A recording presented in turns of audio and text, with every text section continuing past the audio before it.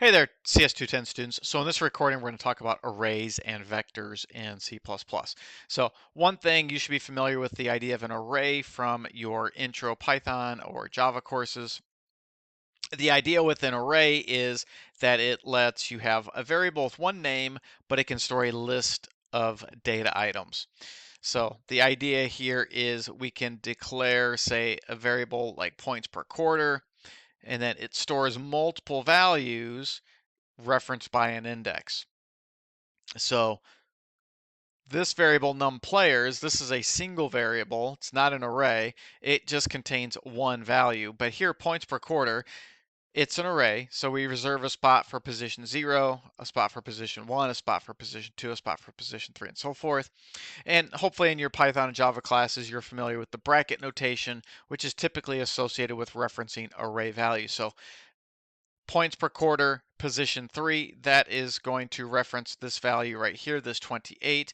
And in the real meaning of things, this would be the first quarter, second quarter, third quarter. This would be the real meaning fourth quarter points scored by the team. So again, the idea of an array, hopefully you're familiar with that. The first section there is all about just reintroducing the idea. So let's go to section 2 where we talk about vectors. So in C++, they have a data structure called a vector. It's an ordered list of items of a given data type. So you have to specify the data type when you create one. And you declare a vector with an include statement at the top. And then you go vector, angle brackets, the data type that you want. So it could be an int, float, double, string, class types eventually, and so forth. Give it a name, and then how many values it's going to contain. Now, typically I name my vectors or arrays taking whatever the data type is and then pluralizing it. So for instance, they came back here, points per quarter. That's fine right there. Maybe we just call it points. We don't even need the per quarter necessarily. So that's the declaration of a vector. So real quick, we've got a vector of type integer here. They're going to call it item counts. They're going to save off 3 values. And then with vectors, since it's a type inside C++, it has some more functionality. So we don't have to use the bracket notation. We can use a dot operator, and then it has an at position. So we can say item counts dot at position 0. This would assign 122 to that value. This would be assigning position 1. This would assign position 2. We can also reference the vector value by using the at method. And so we go item counts dot at position 1. That would give us whatever's in there at position 1, which in this case is 119.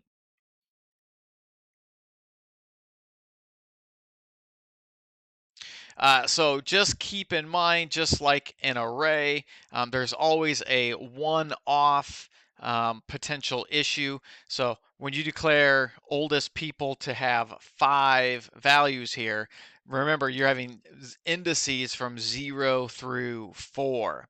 So if you want to know them in a numerical position like 1 through 5, then keep in mind you have to handle things with a one-off situation.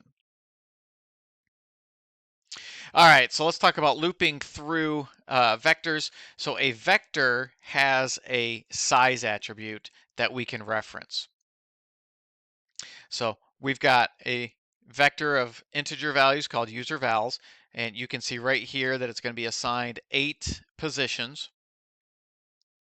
And then in this for loop, we can loop starting with I equals 0. So remember in C++, the loop variable has to be declared prior to the loop. It's not like Java where you can declare it right here, but we've got I as our loop variable. And we can reference the size attribute right here. So this will go from position 0 to the last actual position in the vector. Now they are doing a plus plus I here. Um, this will increment afterwards, so that's okay. And then here we're just going through and we're storing values to our vector. So we're going to read in a value from the console, and it's going to be saved starting at position 0, next time through at position 1, and so forth until we reach the size attribute.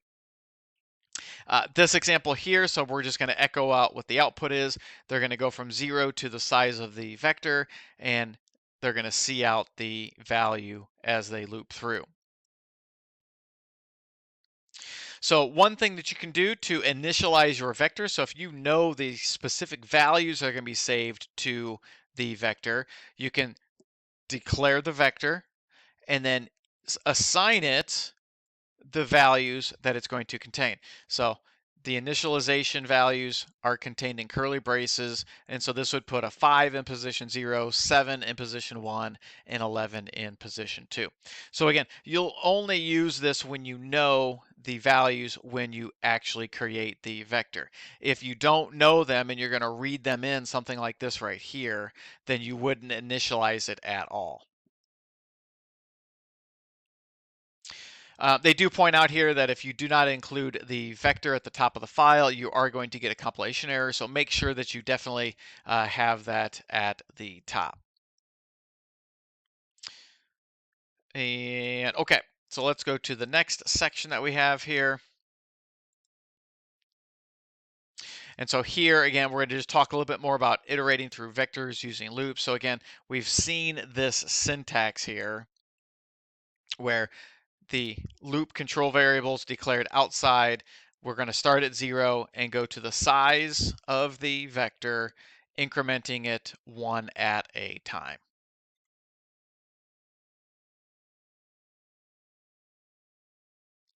Other things that we can do, so if we have a vector of values, we can loop through it and determine the sum. So very typical uh, algorithm here. So first code right here, we're going to load into our vector. We're going to load the values right here. So that's what this does here. And then to calculate the sum, we're going to have a variable called sum. We're going to start it at 0. And then we're going to loop through our vector, and they're going to accumulate to the sum. And oh, by the way, we could have done that with something like this. So they could have done that like this, where we just say plus equals users val dot at bracket I. So these two lines right here are equivalent. I would have gone with the plus equals. That way I don't need to recopy the variable over. Likewise, if you can find the sum, then they've also got finding the maximum value in a vector. So again, very similar code. They're going to load it here. And then the algorithm that we use to determine the maximum value goes like this. We're going to set the maximum value equal to the first element in the vector.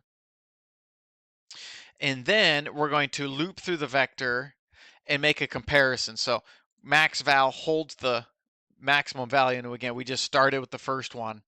And so all we're going to do is as we grab a value right here, we're going to compare it against the max. And if it's bigger than the max, then that value becomes the new maximum. And oh, by the way, they could have started this at 1 instead of 0 here because we've already examined position 0. So this really should start at position 1, doesn't need to start at position 0. Oh, by the way, if you can find the maximum, then the minimum value would just be simply same idea, except instead of it being greater, we're going to check if it's less than, and if it's less than, we're going to set the min value. And again, we wouldn't need to start at 0, we would start at 1.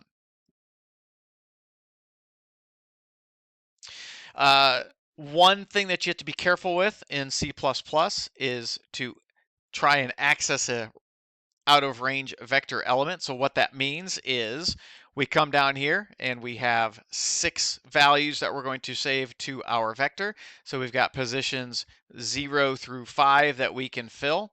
So if you try to access position 6, so if we try to do something like myvals.at6, okay, so if we try to do something like that, then we are going to get an error out of range. So you have to be very careful. You can't access something that does not exist with a vector's position. And I think that was it that I wanted to do here. Oh, by the way,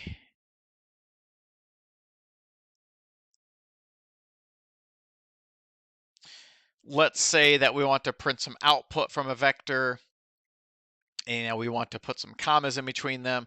So you would need to make sure that you handle properly um, printing out the temperature and then having a comma printed, a space, and then just keep in mind if it's the last one, you would not want to print out a comma here. So you'll practice this um, in the challenge activity if you want to.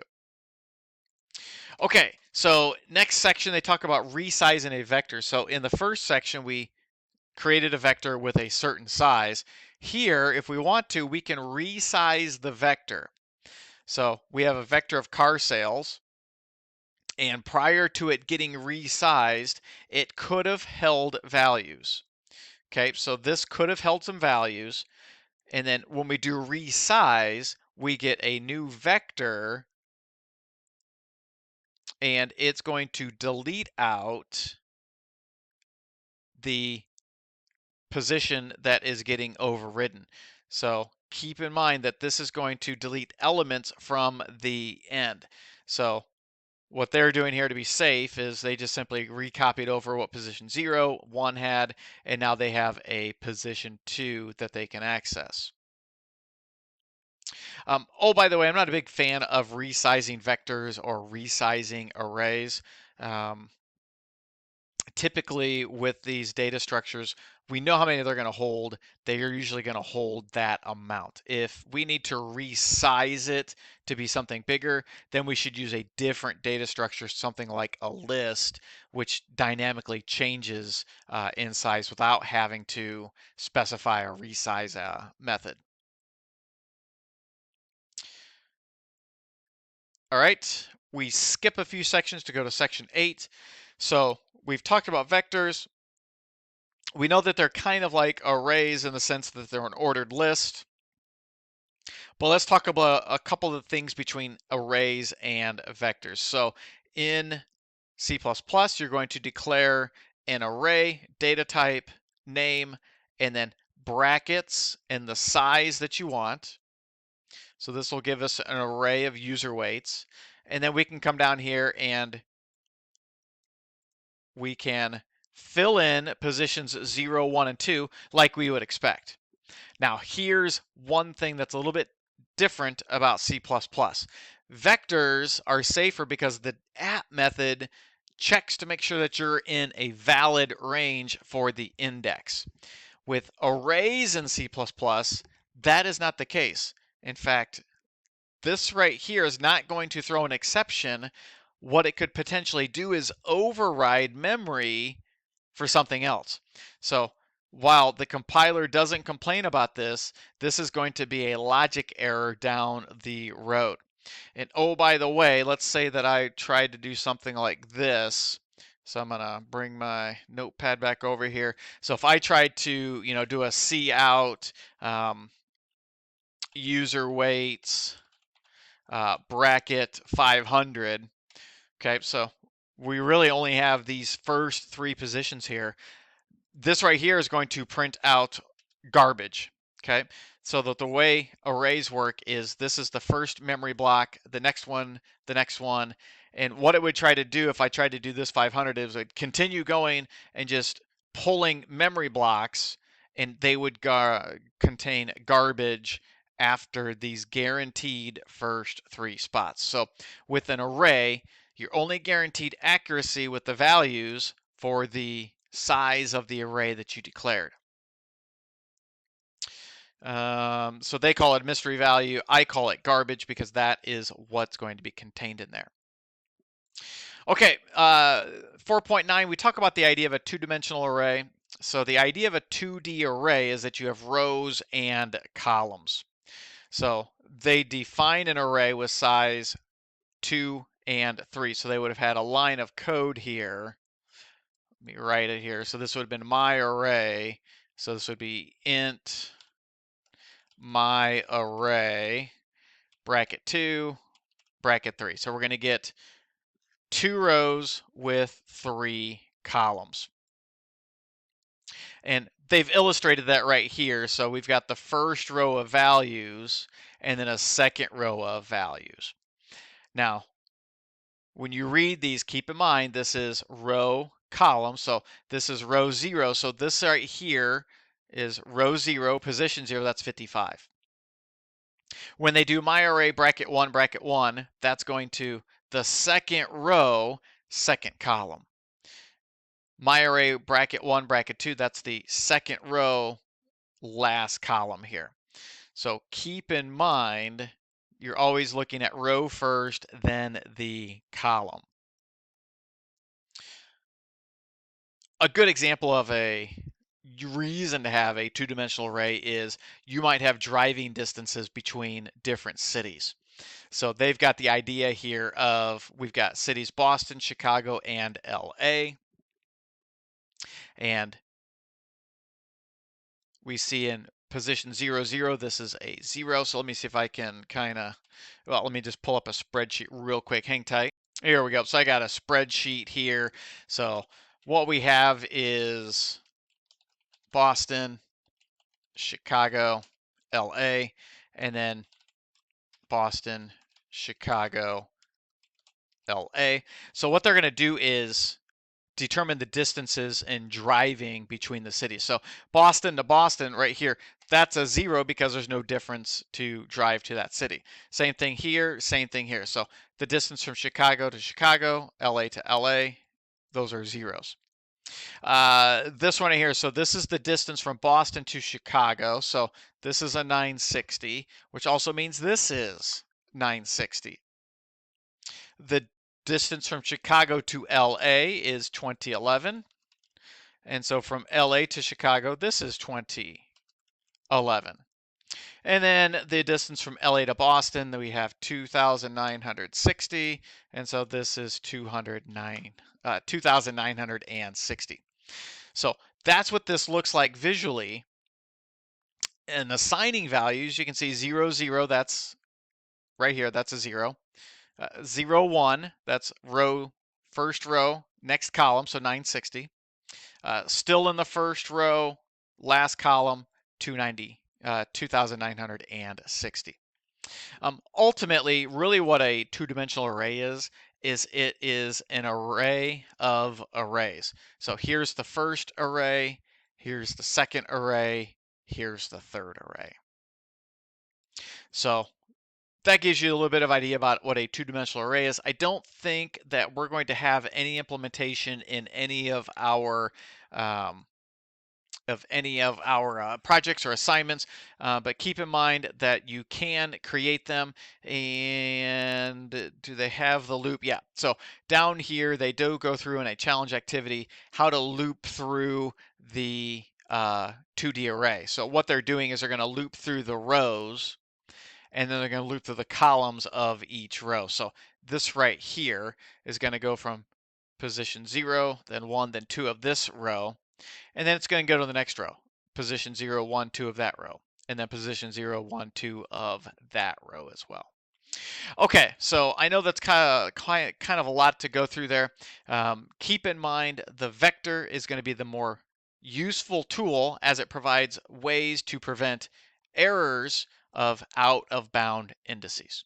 All right, I'll talk to you next time.